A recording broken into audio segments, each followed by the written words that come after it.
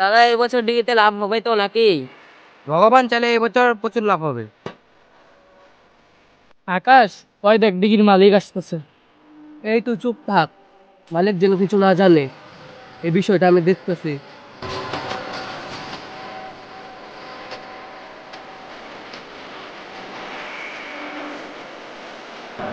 কি ব্যাপার আকাশ, কয়দিন থেকে মাছের টাকা পাচ্ছি না, ব্যাপার কি? আসলে মালিক, একটা সমস্যা হয়েছে কি, আমার মা 1-1.5 মাস থেকে অসুস্থ।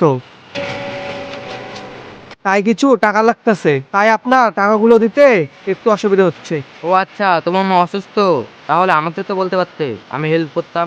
আচ্ছা ঠিক আছে, তাহলে তোমরা মনোযোগ দিয়ে কাজ করো, আমি এখন আসি।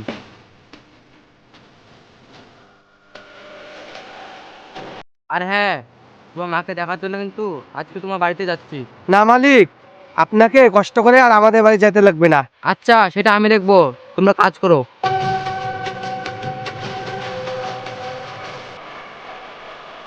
বন্ধু, এখন কি হবে মালিক যদি সব জেনে যায়? এইটাই তো ভাবতেছি কি যে হয়। কেমন আছো দাদা, হঠাৎ এদিকে? ভালো আছি ভাই। ওই যে আকাশ আছে না, আমার ডিগ্রিতে যে কাজ করে, ওর বাড়িতে যাচ্ছি।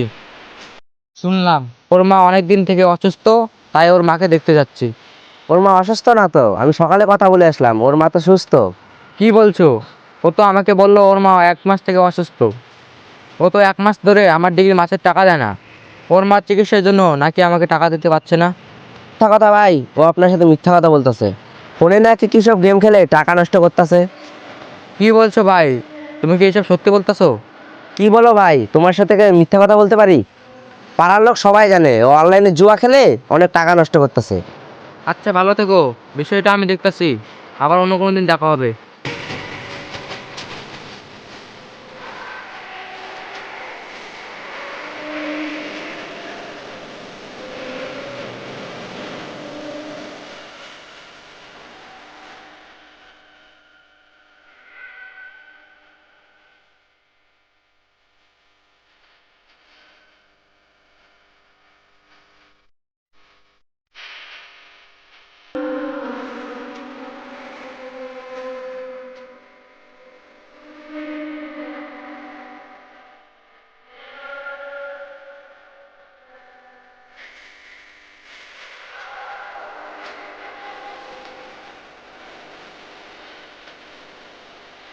কি ব্যাপার মালিক, আপনি এখানে?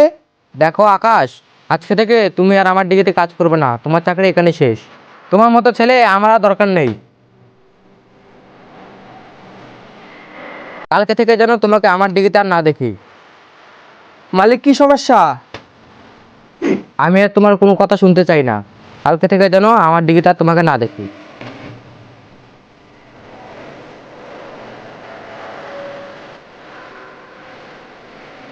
মালিক এবারের মতন আমাকে ক্ষমা করে দাও।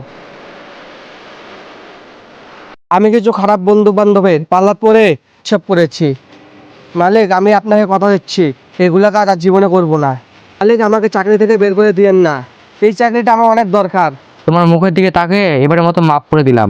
ভবিষ্যতে আর কখনো এই খারাপ কাজ করো না। মালিক আপনাকে অনেক অনেক ধন্যবাদ।